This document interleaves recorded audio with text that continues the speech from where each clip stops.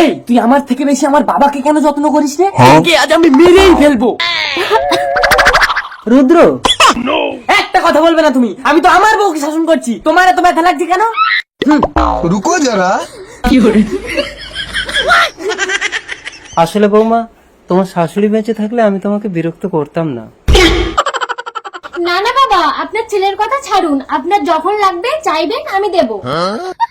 বৌমা, তাহলে একটু আমার ঘরে চলো তো। চলেন।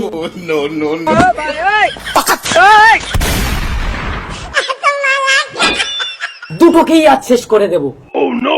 না বাবা, লাগাবো না, আপনার ছেলে জানতে পারলে আমাকে মেরে ফেলবে। আজ আমি কোনো বাহানাই শুনবো না, তাড়াতাড়ি লাগাও। ছেলে জানতে পারলে কিন্তু লাগাতেই দেবে না। লাগিয়েছি তো, এবার কি করব? এবার তুমি একটু নিচু হও, আমি ধরে চেপে দিচ্ছি। বৌমা, আর একবার আঙুলে ভালো করে লাগিয়ে একটু চাপ দাও তো। আরে তুমি একটু নিচু হও, আমি ধরে চেপে দিচ্ছি। বাবা, আমাকে তুমি ক্ষমা করো, আমি তোমাকে ভুল বুঝেছিলাম। তোমার সম্পত্তি থেকে তুমি আমাকে বঞ্চিত করো না বাবা। তুই আমাকে সবসময় ভুল বুঝেছিস রুদ্র। বৌমা আমার জন্য ভাত নিয়ে আসলেও তুই ভাতের থালা কেড়ে নিয়েছিস। তাই আমার সমস্ত সম্পত্তি আমি বৌমার নামে লিখে দিয়ে আমার বাকি জীবনটা কাটাতে আমি বৃন্দাবন চললাম। বাবা, পিতা স্বর্গ পিতা ধর্ম পিতা হি পরমন্তপ পিতরি প্রীতিমাপন্নে প্রিয়ন্তে সর্বদেবতা।